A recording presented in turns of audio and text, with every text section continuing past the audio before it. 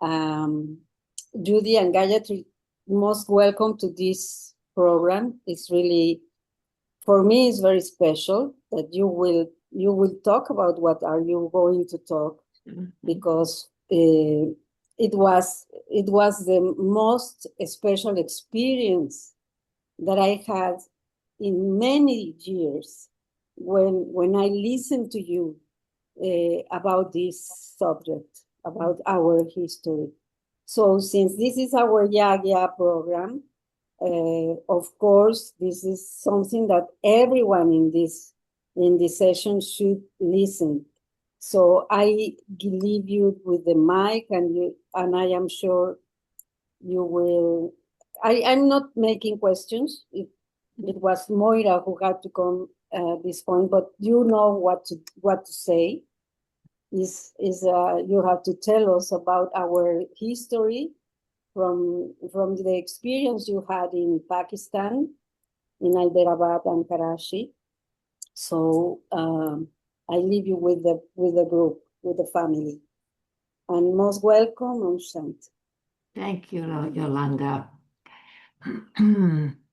Hello, Latin America. Hola. Gayatri and I are very happy to be with you tonight. Now, we are trusting this is going to be a little bit family-like, because this is not going to be professional, right? This is going to be like watching your family movies. So good evening to the family in Latin America, and I'm here at the Meditation Center in Manhattan, and I decided to stay here to do this call because it would have taken me a long time to get back to Queens, and I may have been late in arriving, so I decided to stay here. Sorry, I have a setup here for my phone. I'm on my mobile. So Judy and I had an adventure in February along with Charlie. We were invited to the Minhaj University, which is in Lahore. And one of the professors, who is actually not Pakistani, but he is from Australia. I think he was born in New Zealand, but he spent a lot of time in Australia. And he attended the Call of the Time in Bali last September. And he then was very moved by the experience. And he said, this is what his students needed and his colleagues needed at the Minhaj University. So he then contacted Charlie, and we had meetings with him, and we wanted actually for the meeting to be, the Call of the Time to be in November, coming this year, November. And he said, no, no, no, no, I want it earlier. I want it in February. So according to drama, it happened in February. And I was thinking that, and rightfully so, auspiciously so, because we would have not been able to do a Call of the Time because of the tensions, the rising tensions between India and Pakistan that recently, about a month ago, that happened. And of course, the rising tensions around the world. So we went and we had this in Lahore, but our main purpose of going was to go to Karachi and Hyderabad, to the province of Sindh. Now, for those of you who don't know Pakistan, and I think a lot of you don't know Pakistan, I don't think you've ever been to Pakistan. Pakistan used to be India at one time. The two countries used to be one. And in the 1947, I think, the partition actually happened. And when I arrived in Lahore, I immediately thought, why did they divide this country?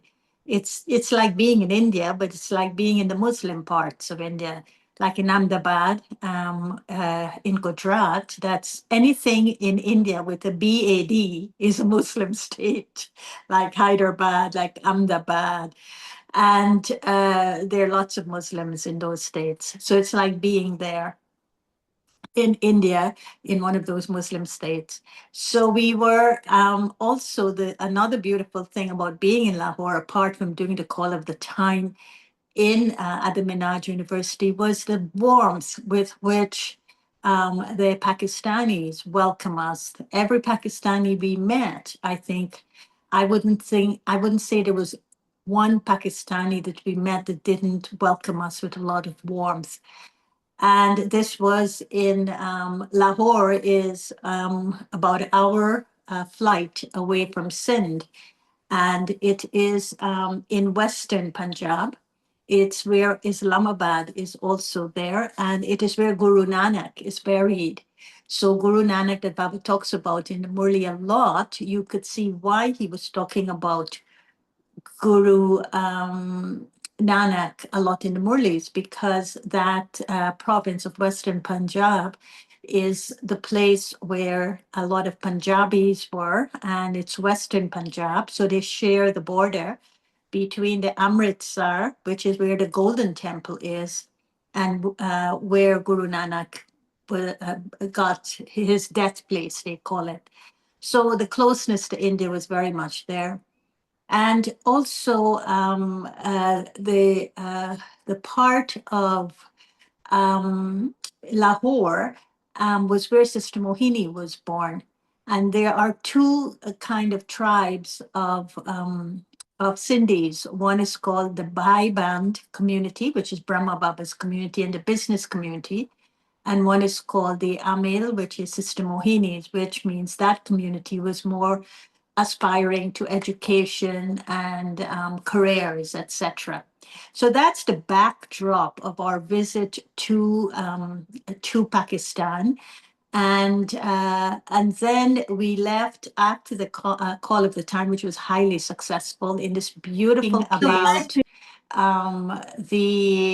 Once we got to Hyderabad, we met this beautiful guy called Dr. Zafar, and he actually was doing an article on the Brahma Kumaris, the Om Mandali, as a revolutionary movement when it came to women and what they did to liberate women. And so we met him. He was one of the first persons that we came into contact with when we went to Hyderabad. So we arrived in Karachi, and then the very next morning, we got on a bus and we went to Hyderabad. Hyderabad and Karachi are two places in the province of Sindh. Leave the PowerPoint on, Juliana. Don't take it off. And so when you arrive from Lahore, you arrive in Karachi.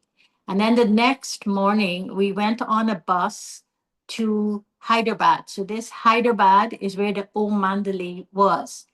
And we went to a place called the Club, the Hyderabad Club. And it was very moving because there were about 200 or so of Baba's children who actually were Sindhis. And they took classes, and some of them listened to the Murli from one of their people, Pakistani Sindhi, who is living in Toronto.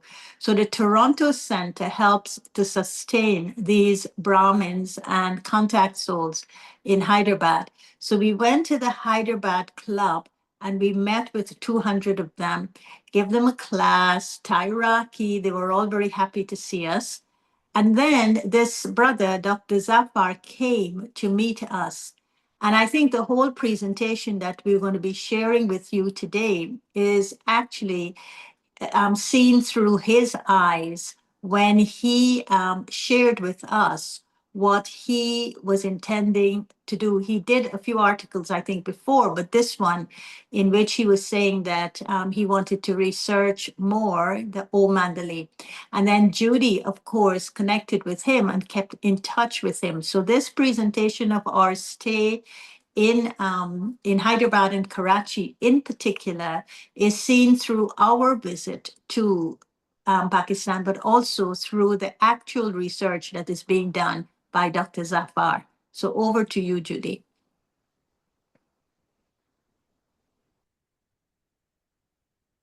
Can you see this? Yes, perfectly. So Gayatri was talking with you about where Sindh is. And here's the map. So you can see the places she was describing.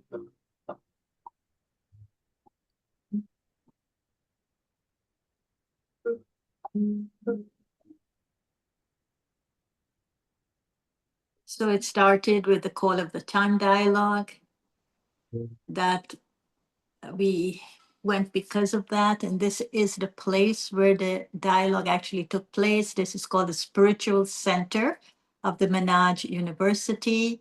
That is Herman, the priest who, or the professor, with Judy and I. And here is Brother Nizar and Charlie with Judy. And we're still in that spiritual center. And here are the delegates, the ones who came, and they were mostly students from around the area and the university. And then these were the people that came in to help us cook. Baba's Sevadaharis from South Africa and Kuwait and Egypt. So they came in to help us make the Brahma Bhojan, because we fed them Brahma Bhojan for the entire time of the Call of the Time dialogue. And every evening we had someone playing music, and this is the violinist. He's very well known in Pakistan. And those are the tabla person playing the tabla, and he is playing the music. And we can't hear the sound because it's a beautiful song that Baba used to love a lot, and that's called Mast Kalandar. And you know, Right. And then we took the trip to Karachi, and the next morning got on the bus. There we are on the bus from Karachi. I mean, it just brings back memories to me. And we are moving toward Hyderabad. So this is the Hyderabad club that I told you about. There were about 200 or so of BKs there to welcome us. And Charlie is speaking, and then I'm speaking. And this is all of them, all dressed in white, pure Paka BKs. Then this is the class in Karachi. Then the morning we had that class before we left for Hyderabad. And this is Dr. Zafar. So I'll hand over to Judy now. so sorry to make you wait. Are you hearing the translation okay now? Everyone's getting it? Is it okay? It seems that it is okay now. All right. So in Hyderabad, we met this man. His name is Dr. Zafar, and he has been writing about Om Manli. He has published several articles. So you know that Om Manli is the name of the Brahma Kumaris at the very beginning, right? So they were chanting Om, so people began to call them Om Manli. So he began writing books, and Tamas and Ramsey said to us to get in touch with him when we were there. So we did. We got in touch with him and met him for a few minutes. And we asked him, Dr. Zafar, why do you write about Om Manli? You're not a Hindu. You're not a BK. Why do you care? And he said, because this Om Manli community set off a bomb in the society. He said it was an enormous, enormous movement that created all kinds of reactions throughout the whole society. So, so we got to begin to be curious about that. What's he talking about? And he said, for example, this Lake Raj, that was Brahma Baba's original name, right? He said Dada Lake Raj told them all to put Om before their names. And they changed their hairstyle. And they didn't do the draping of the dupatta over their front. And they didn't cover their heads. And the girls had all these names that were boys' names. And they wore frocks and they wore shorts.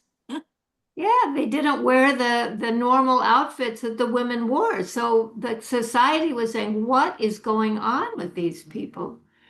So they were it was very radical what they were doing. And he said they said that the women could have the status of gods. They even dressed up like goddesses sometimes, and they were having spiritual experiences, they said. So the society was in a real uproar.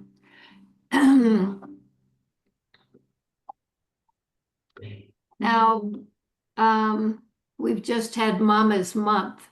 So, what's interesting is this person that we've come to know is Mama, who came as Radhe. She came with her mother, Roki, and her sister, and her father had recently died. His business had crashed, and he had died. And so the mother and the girls came to came to Hyderabad to be with family. And so they came in early 1936, and she became such a figure in our community. And we hear a lot more about her. So let me just say that, repeat something Gayatri said, which is there were two clans in Sindh. One was called the Band clan, and these were the Kripalanis, for example. And the Band clan, their children only went to school till third or fourth grade. And then they took them out of school. And the boys went to work with the family. And the girls, as soon as they were childbearing age, they were married off. So they would leave their mother and dad's home. They would go to their in-laws' house, and the husband would join their family business and travel for 3 and 4 years at a time. So here's this girl, she's 15, she has a new baby, and she's there with her mother-in-law, right? You get the feeling for what was going on for these girls. And this was true of all the families that were in that area in Hyderabad. There were 67 families who had one or more members in Om Manli, and 17 families where everybody was in Om Manli. So this wasn't just something that happened to a few people. This happened to the whole of Hyderabad. This was a big uproar.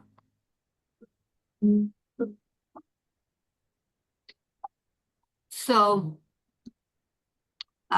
one thing that made Dada Lake Raj controversial was he said that if these girls didn't want to have children, they didn't have to. They could be celibate, which of course was completely unacceptable, and that the young girls could decide not to marry, and that widows could denounce their degraded status. Absolutely shocking for that culture. Judy, maybe you should go a little bit slower for the translation purposes. So let me move on here.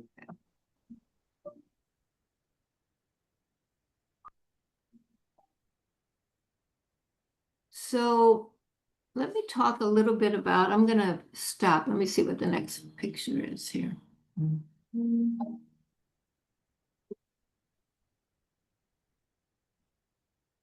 Okay. You know, I'm not even sure this is what I want to show you. Let me just go on a little bit here. Well, it would be very good for them to know that when all of this with the Om Mandalay was happening, all of that Judy is saying so far was happening in Hyderabad. That was where Baba started the Om Mandalay. So in the early 30s, and then in the at the time, he was writing his diaries, and then the Mama came, and all of this was still in Hyderabad. And then Dadi Nirmal Shanta came. And I think that was when the opposition started. And the opposition, that's because she left her in-laws and came to Baba. And Dadi Nirmal Shanta, who's Baba's Lokik daughter, she had a child, a daughter, and she left the daughter with her in-laws. And then she came to Baba and she didn't go back. And so the mother-in-law kept the granddaughter, but the father-in-law got very, very upset with Baba and started the anti-party against the Om Mandali because he wanted to make sure he took a vow that he was going to get Baba out of Hyderabad, which he did. And it's a very interesting story because this is the role that Mama played. She was 16 years old and she was the one, Baba said in a Murli a couple days ago when he says the brothers should be the backbone, the Pandavas are the backbone, and the Shaktis face whatever is going on. So Baba became the backbone for Mama, but Mama was the one that faced all the situations. And you could imagine she wasn't just facing the situations and having to write all the letters, including Is This Justice, but she also had to be sustaining this group of about 300 people who were in Hyderabad. So Judy, are you ready to continue? Well, yeah, I can continue, but it's really, I had hoped to show them some things that they're not seeing. So, yeah. I'm really wanting them to see the pictures of Hyderabad that we saw. I want them to see on Monday, right? But it's in PowerPoint that Ikta did. It's all there in the PowerPoint. Yeah. Let's see. And so in Hyderabad, they took us to a place and they said, we want to take you to the Mukhi Museum. And I said, why are you taking us to the Mukhi Museum? I don't want to see the Mukhi Museum. I want to go see Om Niwas. I want to see where Baba was. And then the brother who was taking us around, his name is Kamlesh Kirpalani. He's a distant relative of Brahma Baba. And he said, I know exactly where all these places are, and I'm the only one who could show you really what it is. So he was with us, and he then took us, he says, you must see the Mukhi Museum. And that was when the realization hit me as to why there was such an opposition against Baba. So Dadi Nirmal Shanta's father-in-law took Baba on as though to revenge that his daughter left his Mukhi's son, and went away back to her father, leaving her daughter behind. And so he was the one that formed the anti-party. He was very wealthy. His house, which is now a museum in Hyderabad, was given by the granddaughter, I think, over to the government there, the local government, and it has all their museum things. Yeah, let me just show you a couple of pictures so you could get what Gayatri's saying. So in 1934, Dada Lake Raja's uncle left the body. He was very close to this uncle, and he became very introverted and began journaling. And that's when Brahma Baba turned over his business. You remember the story? He said, I don't want this donkey ship. So he turned over that business at that time. So when we went to Hyderabad, this is what I want them to see, Gayatri. This man led us down the streets in Hyderabad. You see Gayatri walking with him. His name is Kripalani. And this is the street that Baba would have walked on. This is called Contraband Street. And you can say there's about 100 jewelry businesses there. This building here is called Jasoda Nivas. It was named after his wife, and this is where Baba was when he began to have the satsangs, and he eventually began to have his visions. He was in this building on that street you just saw, Cutterbond Street. And this is what it looks like now. It's all demolished.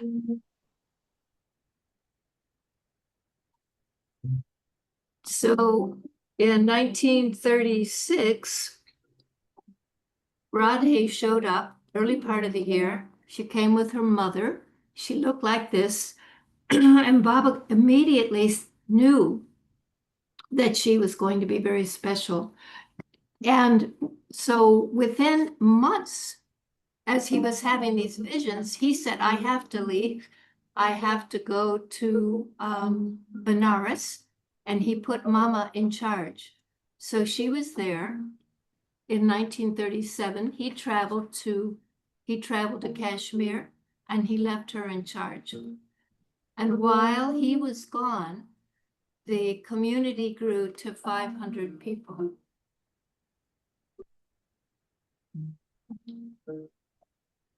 So he built this building because it had grown so big. When he came back, he spent 70,000 rupees building this building, which is called Omnivas. Do you see the Om up here in the building? So this is where he started the school for children. This is where they did their satsangs. And this was a place of real joy for them. Wait, that jumped back.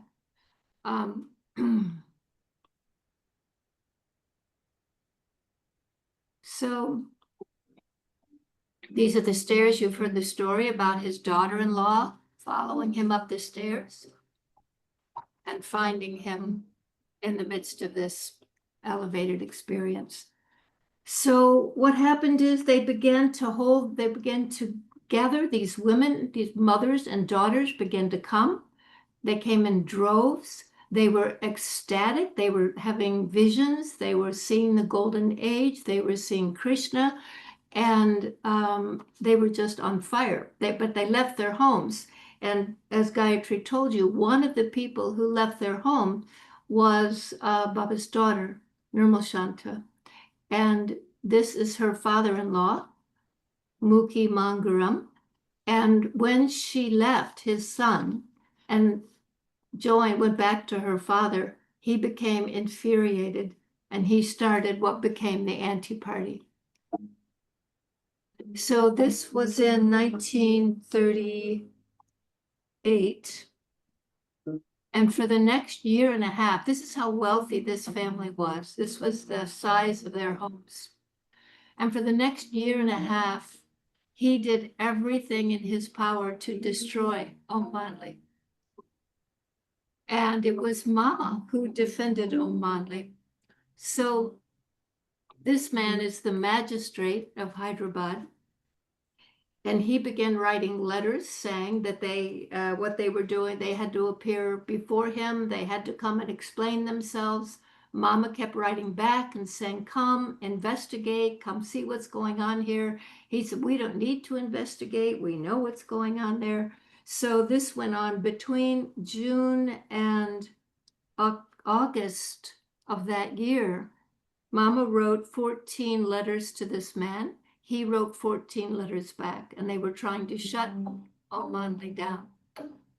So you've seen this picture, but 2 months before this, a mob descended on their building, this building, Om Nivas, and the women, to defend themselves, got long wooden spoons with hot chilies on them and buckets of hot water and fought the men off with these chilies and this hot water. And then 2 months later, these are Hindu men, stood in front of the door to Om Nivas and blocked the children from going to school. And each time that something like this happened, Om Radhe would write to Merchandani and tell him, you've got to come and protect us. In the meantime, the newspapers all over Hyderabad were publishing articles saying that this was a den of love. that this was Krishna with his gopis, that what was going on there was sinful and it should stop. So Baba was having these gorgeous experiences with God, with Shiv Baba, and Radhe was out in front trying to defend Almighty. So here are the children. There are the Hindu men lying on the steps so they can't get in. So the anti-party continued. And in 1937, they made a deal. They had a settlement. And they said, if the women will get permission to come, every woman who comes has to get permission. And they will have to do their activities when they're not doing housework. And if they'll do that, then it would be okay. So Omanli agreed. They said, okay, no problem. And they thought they were safe. They thought they had settled it. It was going to be okay. So based on that, Baba moved with his family to Karachi, which is about 2.5 hours from Hyderabad. Here's the house Baba bought for himself and his family. It's currently the mission of the Democratic Republic of Congo. We tried to get in, but as you can see, the gate is locked. We took pictures under the gate and over the gate. It's called Golistan. So Baba lived here with Jasoda and his family. And then he bought this building for the children. It's impossible to get a sense of how big this building is. I would say it's about maybe 5,000 square feet on 3 floors. It's a school. And this is where, when they talk about those 14 years of Tapasya, they spent 4 years in Hyderabad and 10 years here. So from 1939 to 1950, so maybe 11 years here. So there was plenty of room for all the what he calls these children to come. And this is where they began to make peace. Now, what they didn't know was that the anti-party followed them. So the anti-party followed them to Karachi and began to make things miserable for them again. On March the 7th, Sadhu Vaswani, I don't know if you know that name, he was a peer of Baba's, led a march of 5,000 people against this building and tried to set it on fire. But Judy, just one thing, with this slide, I'd like them to take note of this. The tiles are actually the same tiles. If you look at the sisters sitting at that tile in those days and today, the other picture is the tiles of today. So it's absolutely the same building. So let's just stay with this for a minute. So they're inside, they're having their spiritual experiences, they're meditating together, they're chanting together. Baba is sharing with them. And meanwhile, these Sindhi men are attacking them. Finally, on March the 27th, there was something called a tribunal. And the tribunal was a case against them. And they lost the case. So the judgment was that, in fact, Omanli had to be shut down. And so they would have been shut down except for this man Sumru, who was the chief minister of Sindh, and he refused to enforce the ordinance. So from 1939, in fact, he said to Brahma Baba, he said, there are 14 court cases against Omanli. Why don't you change the name? There's no court cases against you if you change the name. So he changed the name to the name we have today, Rama Brahma Baba, that is, he changed the name to the Brahma Kumaris Ishwarya Vishwa Adalya. So there were no court cases against them. And that began this time of real sweetness for them. So from 1939, middle of the year, all the way through to when they left for India, they lived in harmony in Karachi. So these are the pictures you've seen. They gardened, they ran a school, they meditated together, they played together, and everyone left them alone. This was a time of real happiness. They went to the beach together, Clifton Beach in Karachi. And so after all of that warfare against them, they were finally at peace. And they were able to pursue their spiritual life. Baba continued to have his experiences. And they lived in harmony. So now you see this picture, you see how the windows are the same? So this is the building we walked through, and there they are sitting on their bedrolls. Because in 1950, so as Gayatri said, partition had been in 1947. And all the Hindus had left. It had been very violent. Most of the Hindus had left. And Baba decided to stay. He got the message or the feeling, the signal that he should stay. But in 1950, he felt it was time to move. And so he had them gather up all of their bedrolls and their little bit of things. He said, there's not much room on the boat or on the train. And he said, you can't take your journals. So they wept, no, Baba, we have to take our journals. And he said, no, you leave your notebooks here. So he made them bury their notebooks because he knew that some of the things he had shared with them were no longer accurate, right? He was getting more accurate information. So they buried their notebooks in the yard. Gayatri and Charlie and I were tempted to dig up the yard and try to find their notebooks because the yard's still there. It's a big, like tennis court. But so they had to leave. And so they packed up and they left. They left the only thing they had ever known. They had never known anything other than a very wealthy life in Sindh. They had been in beautiful houses. They had been looked after by Baba.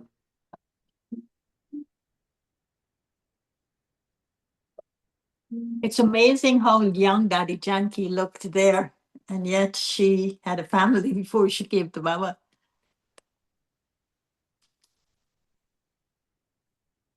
So they went down to the steamer. We weren't allowed to go out on the dock, but they went down to the dock and got on the steamer.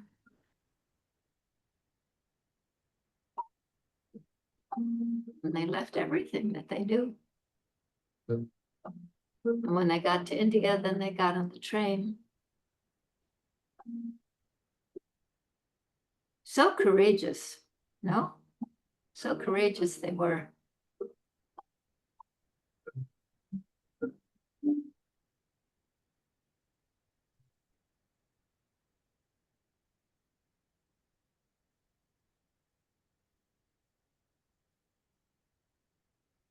So the leadership of the organization went from Mama to Dadiji and Didi. These were all people in the Band clan of the Brahma Kumar, of Sindh. And then to Daddy Janki, all the same clan. And then Daddy Gulzar. And they were all born in Pakistan. Born in Pakistan. And Sister Mohini was born in Pakistan, but she belonged to the different community, which is the Amil. The Amils tended to be in government positions. So they would go all the way through school, all the way through college, and then they would work in the government. So interesting, right? That at this point, when the Brahma Kumaris need someone who can understand the complexity of the world, we have this leader who was born in Sindh, but who was in this different clan, who was well. She was born in Lahore. She wasn't born in Sindh. But her parents lived in Sindh. I mean, her grandparents lived in Sindh.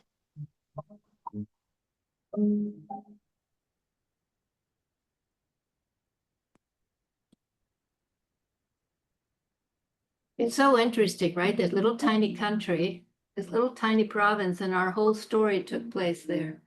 And then, of course, you know the rest of the story. We know what happened from India. When they got to India, they were no longer wealthy, right? The wealth had been used up. So they went into their beggary period. But spiritually, they were very strong. And just a moment, that little rock on this big dome was something I took from Baba's hut in Madhuban, Pandav Bhavan, and I left it there at Kunj Bhavan.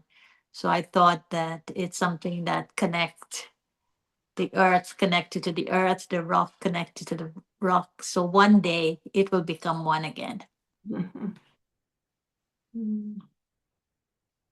So that's a little confusing. I'm sorry for all the different versions of the PowerPoint. Were you able to follow that?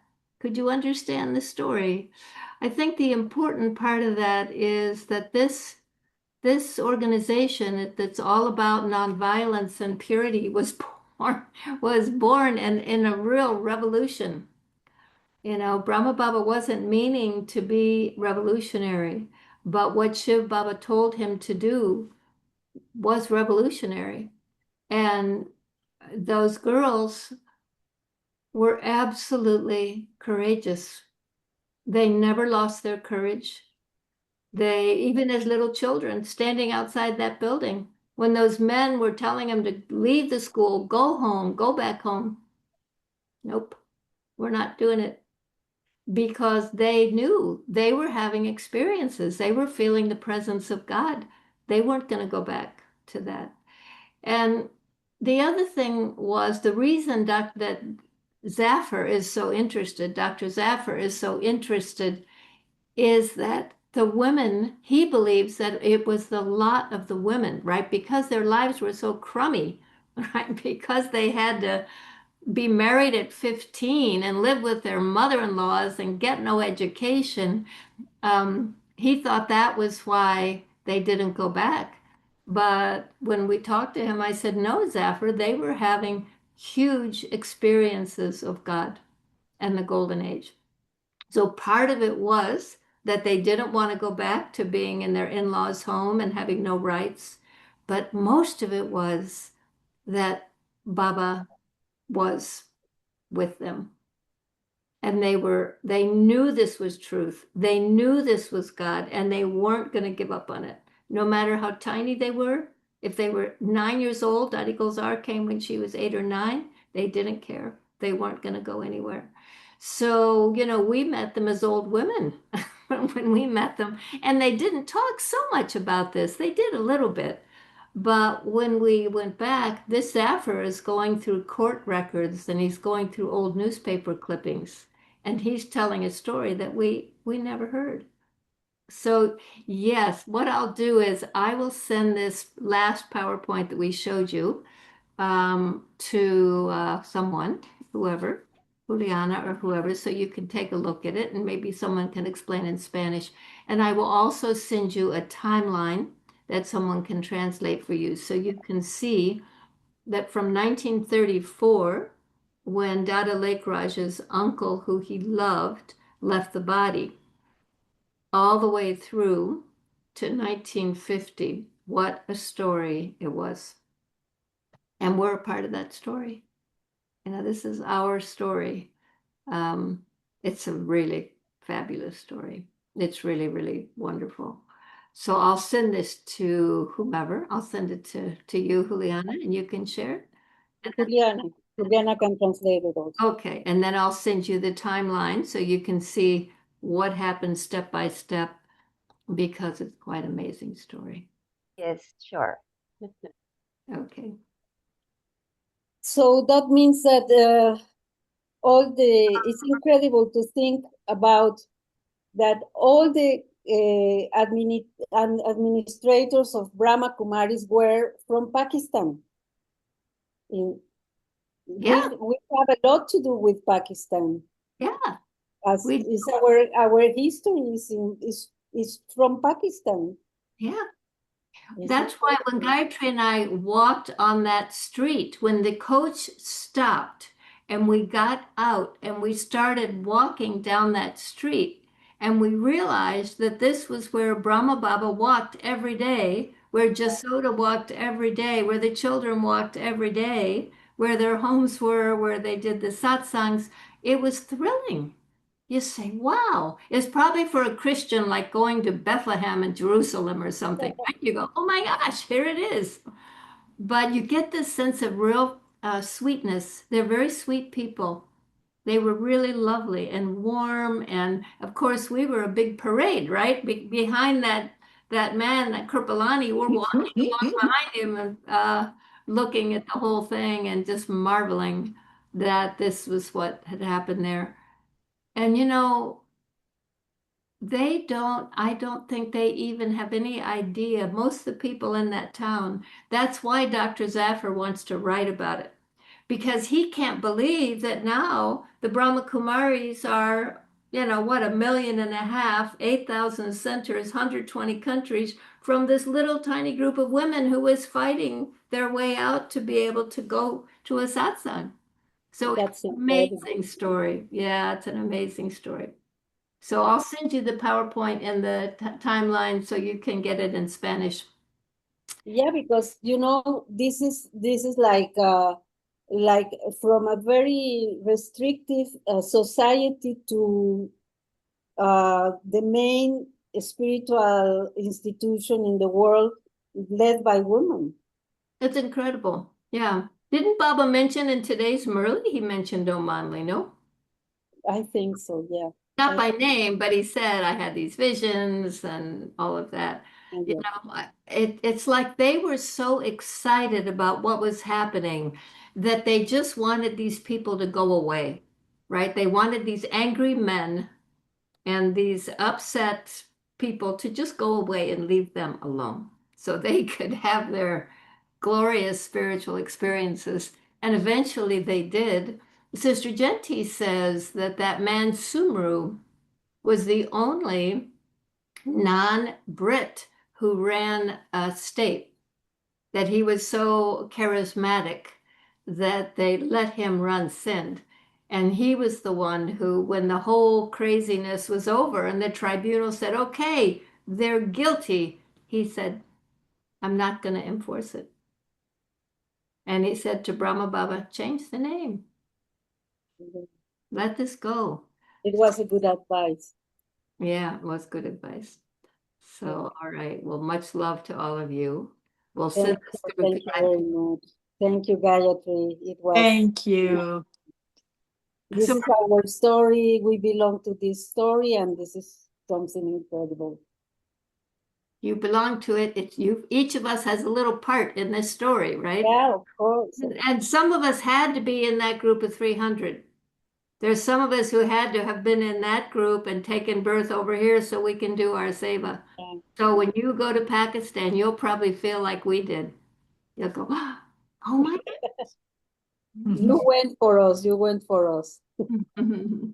All right, you translate this. We'll send it through to you and you translate it, okay? Okay, thank you. Thank you. Okay. All right. Good night. good night, Can we everyone. finish with a minute of silence with your drishtis? Mhm.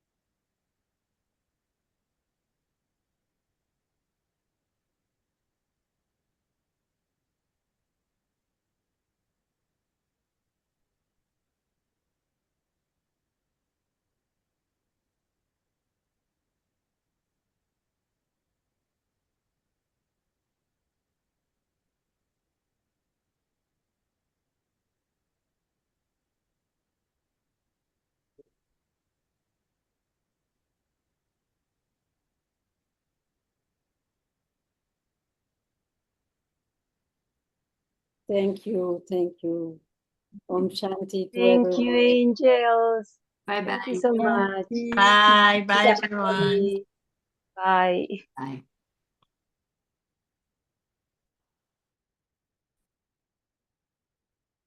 Om Shanti. Bye bye.